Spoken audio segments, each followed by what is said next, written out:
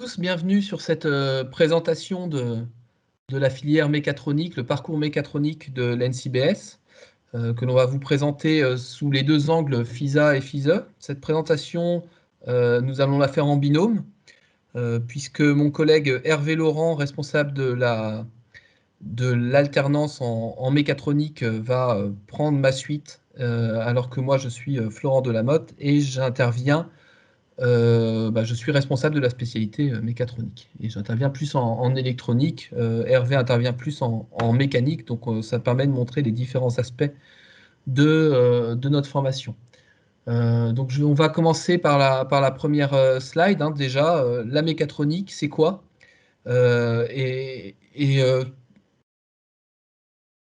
En fait, l'évolution finalement des objets qui nous entourent, qui étaient souvent assez mécaniques. On peut penser par exemple aux voitures dans lesquelles l'électricité était assez peu importante il y a encore une trentaine d'années, et dans lequel l'électronique a pris une place prépondérante. Eh bien, on a été obligé de mettre en place des nouvelles disciplines à la frontière de la mécanique et de l'électronique, que l'on a appelé mécatronique, qui permettent de gérer le fait d'intégrer de l'électronique dans des systèmes mécaniques et qui intègre finalement de manière d'un champ un petit peu plus large que simplement cet aspect-là, puisque les aspects tels que la robotique peuvent très bien rentrer dans cette problématique de mécatronique. Donc on a un petit texte ici. La mécatronique, c'est une démarche qui intègre la synergie de la mécanique, l'électronique, l'automatique et l'informatique en prenant en compte le développement durable dans la conception et la fabrication d'un produit. Vous voyez que tous les aspects du produit sont pris en compte dans la création et il nous faut des ingénieurs à la frontière de ces problématiques. Et le petit schéma au milieu, modélisation, capteur, microcontrôleur, informatique, mécanique, électronique, automatique, résume bien en fait la transversalité que vont avoir nos étudiants. Si on résume, on va pouvoir intégrer des fonctions d'intelligence, de l'informatique embarquée, puisque quand on intègre de l'électronique, généralement derrière, c'est de l'informatique qui se retrouve programmée, pour améliorer les fonctionnalités, de réactivité au phénomène, optimisation de la consommation énergétique, c'est un point qui devient de plus en plus important, intégration environnementale, maintenance préventive efficace.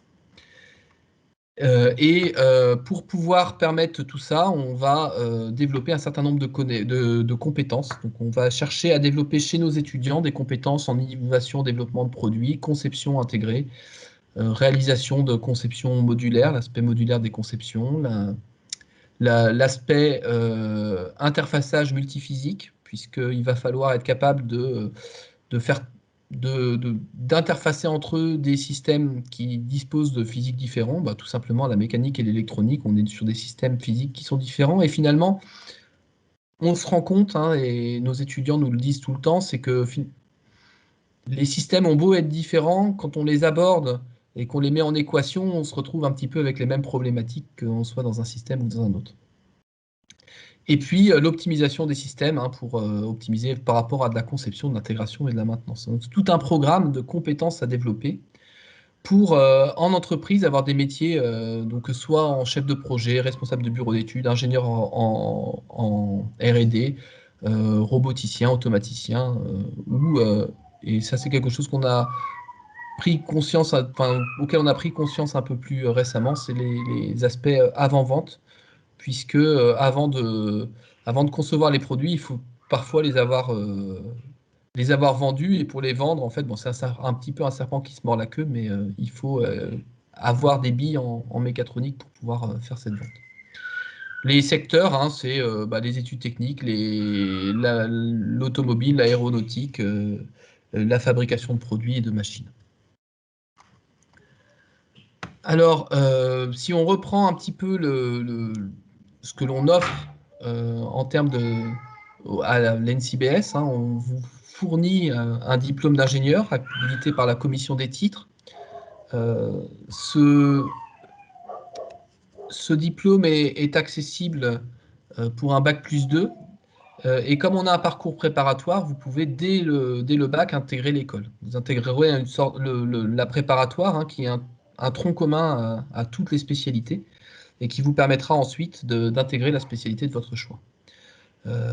En mécatronique, on a deux statuts possibles, le statut étudiant et le statut apprenti. Statut étudiant, vous êtes dans un statut classique d'enseignement supérieur, vous faites des cours, vous avez des périodes de stage, c'est-à-dire que vous n'êtes pas déconnecté de l'entreprise, hein, vous avez, si on met bout à bout les périodes de stage, hein, on a 6 mois en dernière année, 4 mois en avant-dernière année et 1 mois, on arrive quasiment à 1 an de stage au final sur l'ensemble de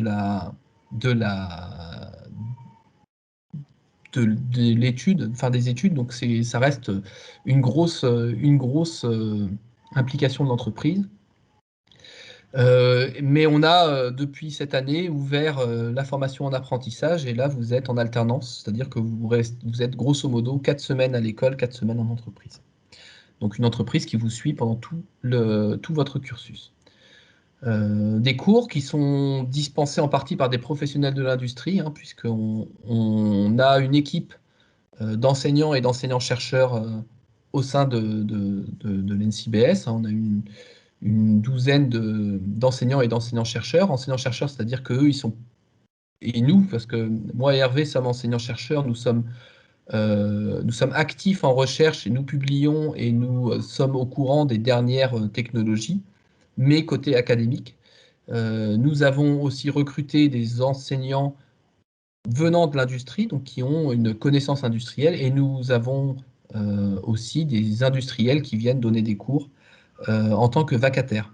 Hein. Et donc, je vous parlais d'enseignants-chercheurs, et donc on a 3 laboratoires de recherche associés à l'école d'ingénieurs, hein, l'IRISA, l'IRDL et le LabSTIC. Et concernant la mécatronique, en fait, la mécatronique s'appuie sur les 2 piliers qui sont l'IRDL, l'Institut du Puy-de-Dôme, qui est un laboratoire principalement de mécanique et de matériaux, et le LabSTIC, un laboratoire autour de l'électronique et des sciences technologies, de l'information et de la communication. Ce sont des 2 très gros laboratoires. Je dis très gros laboratoires, la LabSTIC dont je fais partie a environ 500 personnels et je pense que l'IRDL doit être dans les mêmes tailles. Ce sont des laboratoires qui sont sur plusieurs sites et qui recouvrent plusieurs écoles d'ingénieurs. En fait, si vous reprenez les écoles brestoises, hein, puisque ces 2 laboratoires qui sont entre Vannes, Lorient et Brest, elles sont quasiment toutes intégrées aussi au LabSTIC ou à l'IRDL, l'ENSTA, l'ENIB par exemple. Donc on travaille en réseau aussi avec les autres écoles. Tout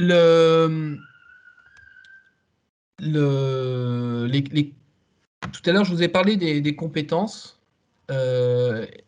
et du fait que le parcours mécatronique était une spécialisation au sein de l'école d'ingénieur. Comment est-ce que se distingue le parcours mécatronique des autres spécialités? Eh bien, on a un ensemble de blocs communs qui se retrouvent principalement autour des thématiques qui sont appelées les sciences humaines et sociales. Hein. Donc, ces 2 blocs qui sont se comporter en professionnel agile et responsable et collaborer, conduire des projets, manager en équipe. Donc, tout l'aspect management, managérial est commun à l'ensemble des spécialités. Hein. On a des enseignants communs dans ces choses-là. Un bloc d'innovation qui se décline pour la mécatronique autour de l'aspect réalisation de produits avec de la mécanique et de l'électronique. Et puis ensuite, 3 blocs de compétences qui reprennent les compétences dont je vous ai parlé tout à l'heure. Un bloc de modélisation, dimensionnement de système. Un bloc qui touche plus à la réalisation, hein, c'est la mise en œuvre d'une chaîne de contrôle de mouvement mécatronique. Donc comment est-ce qu'on est capable d'aller du capteur qui va aller chercher l'information jusqu'au moteur et à la partie mécanique qui va aller mettre en mouvement le système. Et puis c'est une boucle puisque vous allez mettre en mouvement le système et vous allez avoir des capteurs qui vont récupérer l'information. Donc ça c'est tout un ensemble de choses qu'il va falloir être capable de mettre ensemble et qu'il faut que vous appreniez à faire. Et puis, une fois que vous avez fait cette conception, le bloc 6 va arriver pour prototyper faire la réalisation de ce que l'on a envie de faire et de valider cette conception. Et on a mis un accent très important ces 5 dernières années, hein, vous le verrez par la suite, sur cet aspect prototypage pour mettre les étudiants en situation dans les ateliers et faire des réalisations concrètes et réelles. Et nos étudiants, ils savent pas seulement faire les calculs, alors, ils sont pas techniciens, donc ils ont pas ils sont pas formés seulement à faire ça, mais ils ont une conscience, en fait, quand ils font une réalisation ou quand ils font un dessin, de ce qu'ils vont réaliser, puisqu'on les a fait travailler dans les ateliers. Et donc, ce programme global, hein, se décline, ce programme en termes de compétences, se décline sous la forme d'un programme pédagogique. Vous voyez que vous avez 3 années, années 1, 2 et 3, qui, depuis qu'on est passé en fait en école à 5 ans, sont les mécatro 3, 4 et 5. C'est l'année 1 de la spécialité mécatronique. Vous voyez que vous avez chaque semestre un programme pédagogique dédié à ce semestre et que ce programme est évolutif. C'est-à-dire qu'on commence avec des bases de la mécanique, des mathématiques, de l'électronique, de l'ingénierie. Là, en deuxième année, on va plutôt aller sur des fondamentaux, les fondamentaux de la discipline mécatronique, mais vous voyez que vous avez toujours des matières de méca, des matières d'élec et des matières mécatroniques à chaque fois. Et puis en troisième année, c'est plutôt une année d'ouverture. Alors ici, vous avez un parcours qui est une sorte de tronc commun de cette année d'ouverture, mais les étudiants peuvent choisir d'aller vers de la recherche en allant vers les masters soit IMARS, master recherche en électronique, soit GMGC, le master de mécanique, ou d'aller à l'étranger, puisqu'on incite nos étudiants à partir à l'étranger. On a actuellement des étudiants qui sont... ceux qui étaient en Estonie sont revenus. Au Canada, ils avaient fermé le semestre, le dernier semestre d'automne, donc ils sont partis au semestre de printemps. Donc on a 2 étudiants actuellement à l'Université Laval à Québec. Ce programme se déroule, comme je vous le disais tout à l'heure, au sein de... Non, mais c'est bon, Hervé, j'étais en train de faire la transition. Se déroule au sein d'un... Comment en lien avec la recherche, on va dire. Et pour faire le lien entre la recherche et l'enseignement, on a décidé de mettre en place des plateaux structurants dans lesquels les étudiants et les chercheurs vont travailler de concert. L'idée, c'est que les chercheurs ont des projets de recherche qu'ils mènent au niveau national ou international, généralement. Mais une partie de ces projets peuvent donner lieu à des projets étudiants. Donc, on fait un distinguo quand même entre les projets de recherche au niveau international et les projets étudiants, c'est pas du tout la même chose. Mais dans le cadre de ces projets de recherche, on peut intégrer des projets étudiants, impliquer les étudiants dans ces projets, les former à la recherche, et donc on a 3 grands plateaux qui sont liés à la mécatronique, qui sont la chaire maintien à domicile, qui est développée en lien avec le centre de rééducation de Kerpap, à Kerpap, et qui développe des techniques d'aide au maintien à domicile pour les personnes handicapées. Donc on y traite de la robotique, de l'intelligence artificielle, de l'assistance à la personne. On a un plateau qui est partagé avec la spécialité génie industriel autour de l'usine du futur, donc ce qu'on appelle l'industrie 4.0, qui intègre aussi la fabrication additive, donc tout ce qui est impression 3D, mais aussi des choses encore plus intéressantes, un robot qui fait plusieurs mètres de haut et qui réalise des carlingues d'avion à base de fibres de carbone, hein, qui est sur le plateau compositique. Donc l'impression 3D, la fabrication additive, ça va au-delà de l'impression 3D. Des aspects cobotiques, les aspects intégration en fait des nouvelles technologies dans le monde de l'industrie. Donc on a tout un tas de recherches autour de ces aspects. Et puis la petite dernière plateforme, hein, qui est une plateforme d'essai mécanique robotisée menée par Hervé, et qui permettra de caractériser de manière automatique des matériaux, et dans laquelle on a déjà eu plusieurs projets et stages étudiants qui ont permis d'avancer. N'apparaît pas sur cette plateforme, mais une autre plateforme qui va voir le jour, pour montrer que vraiment on avance, c'est autour de l'énergie. Je vous dis que l'énergie était un des piliers quelque part de la mécatronique, puisqu'on ne peut pas activer des moteurs sans avoir une énergie pour l'activer. Et donc on a intégré récemment un collègue qui travaille autour de l'hydrogène et donc qui va nous monter une plateforme autour de l'hydrogène sur le site de Lorient avec les pouvoirs publics, puisque l'État est très en avance, enfin souhaite quand même avancer sur ces problématiques. Au-delà de ces moyens, on a les moyens pédagogiques classiques, des salles dédiées, deux salles de projet dédiées à la mécatronique, plusieurs salles informatiques, des salles de TP liées à l'électronique ou à la mécanique. Voilà, vous avez tout le matériel TD, TP court pour pouvoir faire de la mécatronique et des photos ici de ces plateformes en activité. Un Fab Lab, un atelier de fabrication pour les réalisations, hein, et cet atelier est utilisé de manière intensive par les étudiants. Une ligne de production autour de l'industrie 4.0 pour montrer les nouvelles technologies de production et la plateforme d'essai robotisée. Donc ça, c'est vraiment un environnement qui permet de développer, enfin, tous les étudiants de développer leurs compétences. Et c'est utilisé notamment lors d'événements comme le hackathon, hein, tous les ans. Alors cette année, on le fera. L'année dernière, on a été obligé de l'annuler à cause de la situation sanitaire. Cette année, on va le faire de manière légère puisque on souhaite quand même le maintenir.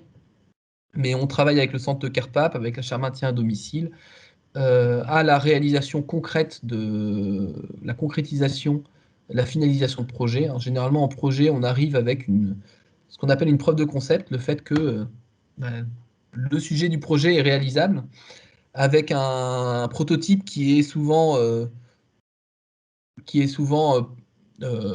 va fonctionner le jour de la soutenance, mais qui, si vous le reprenez un mois ou 2 mois après, c'est pas jouable. Et donc le hackathon reprend ces projets qui sont sur étagère et en fait une version pré-commercialisable. En fait, on fait presque on fait des prototypes vraiment fonctionnels. Hein. Vous voyez les étudiants là qui sont en train de travailler sur des choses vraiment concrètes. Donc ça, c'est vraiment un moment fort de la formation. J'ai parlé beaucoup d'enseignement, j'ai parlé de recherche. Je vous ai dit auparavant qu'on avait des industriels qui travaillaient avec nous, notamment, d'autant plus maintenant qu'on a une filière en apprentissage. Et voilà des exemples d'entreprises qui nous font confiance dans l'alimentaire, dans la fabrication, dans la métallurgie et autres. Je ne vais pas revenir dessus. Alors, avant que Hervé présente la filière par apprentissage, je voulais revenir un petit peu sur les voies d'accès pour devenir un ingénieur mécatronicien chez nous, puisque je vous disais que l'on commence la spécialité à Bac+2. Donc soit on est en prépa et on peut être soit en prépa issu d'un bac S, donc c'est le PEI classique et rentrer à l'école ensuite, soit on fait une prépa intégrée mais à l'issue d'un bac STI 2D. Et là, on est en lien avec les IUT qui nous offrent des places et qui nous permettent de faire un coaching de 16 étudiants pour intégrer l'école par la suite. Au-delà de ces deux voies de prépa intégrée, hein, on a les prépas classiques. Alors le DUT, qui s'est transformé récemment en BUT. Donc, je pense que c'est des questions légitimes pour les étudiants qui sont rentrés en première année.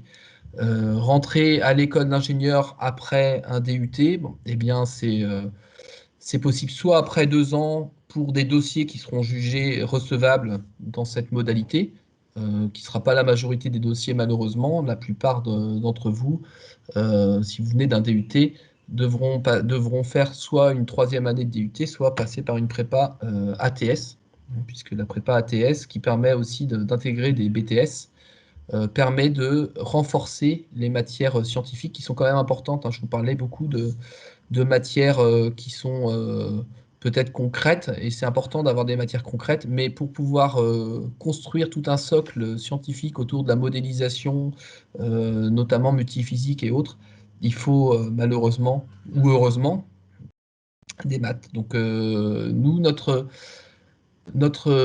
credo, c'est d'essayer de mélanger au maximum des étudiants qui viennent de différents parcours en se disant que bah, un étudiant qui vient de BTS, il a autant à apporter à un étudiant qui vient de prépa qu'un étudiant de prépa apportera à un BTS. Le BTS va lui apporter une certaine culture qu'il a, il est technicien et il est expert dans son domaine en technicité. Le mathématicien, issu de prépa classique, eh bien lui, il apportera sa dextérité à manier les mathématiques et les abstractions. Et quand on fait un binôme, enfin quand on forme des binômes bien formés, aussi bien avec des mathématiciens qu'avec des techniciens, on fait des projets vraiment intéressants. Voilà, je vais laisser la main à Hervé. Il pourra vous donner les dates de recrutement qui sont un peu plus complexes pour FISA, donc je vais le laisser revenir là-dessus. Ok. Et puis, Euh, je me donc, mets en attente des questions. je vais prendre la parole. Donc, moi, je suis responsable plutôt du parcours mécatronique, hein, ici, pardon, du responsable du parcours apprentissage dans la filière mécatronique. Et je vais essayer de vous donner quelques petites précisions sur les modes de recrutement, qu'est-ce qu'on attend des étudiants en apprentissage dans la formation, comment ça se passe aussi du côté entreprise, et puis comment on va essayer de vous évaluer dans ce cas-là, donc avec les entreprises au cours des 3 années d'apprentissage que vous pouvez être amené donc ici à faire dans l'école. Donc, bah, pour commencer, c'est peut-être un peu particulier. Vous devez candidater à la fois d'ailleurs pour le parcours FISA, donc c'est le parcours par apprentissage, ou FISE pour le statut étudiant, en utilisant le lien vers le site de e-candidature de l'Université de Bretagne Sud. Et vous avez en fait 3 dates de sélection, 3 dates où on va juger de votre qualité à venir ici à l'NCBS. Donc il y a 3 sessions qui sont organisées, dont une qui est à la fois FISA et FISE, et les 2 autres, bah, c'est spécial et spécialement dédié à la partie apprentissage. Donc dans ces candidatures, on va vous demander de remplir sur ce site e-candidature, de donner les dossiers avec tout ce qui est bac, vos notes de bac, vos notes de résultats en DUT par exemple, vos notes qui suivent après votre bac. On vous sélectionne et si vous êtes pris, bah, vous allez passer un petit entretien, pardon. Et si vous voulez donc faire le parcours en apprentissage, il va falloir également vous trouver une entreprise.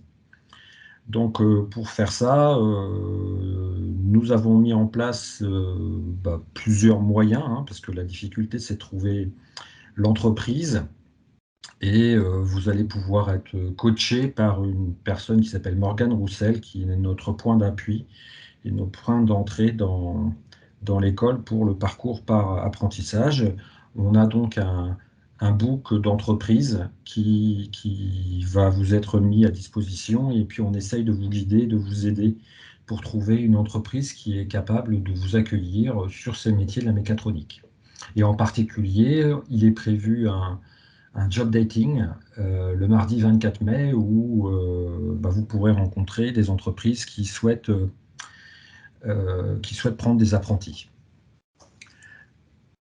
Alors, en fait, ce statut par apprentissage, alors peut-être qu'il y a certains étudiants qui sont déjà en apprentissage, mais il est un peu particulier, hein, c'est un peu différent du parcours sous statut étudiant, puisque là, vous allez bah, faire un travail commun avec une entreprise, avec l'école. L'objectif, c'est de vous former et puis de travailler dans un environnement où vous avez donc des activités dans l'entreprise, où on va vous demander de progresser dans vos compétences dans l'entreprise. Et c'est des responsabilités partagées entre vous, qui serez apprenti dans une entreprise et vous serez suivi par un maître d'apprentissage et également un tuteur dans l'école qui vous suit pendant les 3 ans et un CFA qui gère toute la partie administrative, vos contrats de travail, vos absences. C'est un organisme qui gère les contrats sous forme administrative et puis qui est là aussi pour vous aider à- oui, à mettre en place tous les aspects administratifs avec l'entreprise. Donc nous, on travaille avec le CFA qui s'appelle l'IT2I, c'est donc l'Institut des techniques d'ingénieurs de l'industrie, et avec l'UIMM, donc tout ce qui est autour des métiers et de la mécanique et de la métallurgie. Donc c'est notre partenaire et on est donc en lien direct avec des entreprises par ce CFA qui gère donc vraiment les entreprises autour de la mécatronique et de la mécanique et de la métallurgie, en fait. Alors donc, le principe, c'est de faire sur 3 ans, je vais y revenir, mais des périodes en entreprise et puis donc sous forme de pratique opérationnelle, et puis des périodes où vous êtes en enseignement, c'est-à-dire à l'école. Ça implique que vous avez donc un contrat de travail et que vous êtes a priori une obligation d'être présent à tous les cours TD et TP, avec en moyenne 35 heures par semaine. C'est un emploi du temps qui est assez chargé, il faut le reconnaître. Et puis à la fin, une coévaluation entre les entreprises et l'école. Donc les maîtres d'apprentissage donnent leur appréciation et ils jugent de votre capacité à intégrer différentes compétences qui sont demandées au niveau de l'entreprise. Donc les entreprises qui peuvent vous accueillir, on a donc un bon book d'entreprises et puis ça couvre, comme l'a dit tout à l'heure Florent, pratiquement tous les domaines de l'ingénierie dans les différents secteurs industriels et vous êtes amené à travailler dans plusieurs types d'entreprises. C'est donc à vous aussi de, de trouver une entreprise qui vous semble intéressante et dans lequel vous avez aussi un projet professionnel et donc une envie de travailler dans tel ou tel secteur. Alors, le principe, c'est bon, globalement, sur les 3 années, vous avez la première année surtout, où c'est une alternance d'environ 1 mois sur 2 entre l'entreprise et l'école. Donc, vous voyez ici, alors ce diagramme n'est pas forcément tout à fait correct, mais c'est pour vous indiquer globalement les périodes. Donc, en orange, c'est les périodes en entreprise et les périodes en gris, c'est les périodes à l'école. Et vous avez quelques périodes qui sont un petit peu plus longues, puisque sur les 3 ans, on vous demande de faire une mobilité internationale de 12 semaines et vous allez devoir faire en tout 3 mois euh, sous forme d'une période à l'étranger, donc pour valider cette mobilité internationale. Sachant que la dernière année, le dernier semestre est fait complètement en entreprise, comme également les étudiants qui sont sous le statut apprenti. Il y a aussi une obligation, mais ça c'est également pour les étudiants de FISE, d'avoir 785 points au TOEIC. Et puis donc l'objectif, c'est au cours des 3 années d'acquérir un certain nombre de compétences qui sont souvent sur 2 domaines. Une partie où on vous demande d'être capable c'est plus le savoir-être en entreprise, comment vous êtes capable du point de vue management et organisation de projet, de gérer un projet. Et donc sur chaque année, on va vous demander d'acquérir un certain nombre de compétences, à la fois sur la découverte de l'entreprise, le management et la gestion de projet, mais également sur les aspects techniques. Donc il y a à chaque fois, sur chaque année, je vais revenir tout à l'heure, il y a 2 UE qui sont évalués, qui sont sur ces 2 thématiques. Et puis la première année, c'est un peu ce que disait Florent aussi du point de vue parcours FISE. On va vous demander d'acquérir un certain nombre de compétences de base dans l'entreprise, c'est-à-dire être capable de gérer du point de vue technique, un système mécatronique assez simple. Dans l'année 4, donc en deuxième année de l'école, on va vous demander d'être capable d'intégrer et de développer souvent c'est un sous-système mécatronique qui est un petit peu plus évolué que ce que vous avez fait en première année, en essayant aussi de manager un projet, hein, c'est-à-dire de définir le besoin, le cahier des charges, et puis ensuite de suivre l'évolution de ce projet. Et puis en dernière année, c'est là l'aboutissement donc de vos 3 ans, où vous devez être capable de mettre en place une solution ou un projet complet, avec aussi pas une obligation, mais une volonté d'encadrer une équipe, de former éventuellement cette équipe, et puis de retranscrire à vos supérieurs ou à vos collègues comment vous mettez en place cette nouvelle solution ou ce nouvel projet mécatronique qu'on va vous demander de faire. Alors ça se fait aussi lors du dernier semestre, où c'est vraiment l'aboutissement de ce que vous avez fait pendant 3 ans, en essayant à chaque fois d'acquérir un certain nombre de compétences, hein, les blocs de compétences qu'on a évoqués préalablement, sur les différents aspects qui vous sont demandés. Et donc là, j'ai remis justement sur chaque semestre, vous voyez les différents UE qui sont évalués par vos maîtres d'apprentissage et qui couvrent à la fois une partie technique et puis une partie découverte de l'entreprise avec ces différentes évolutions pendant les 3 ans dans l'école.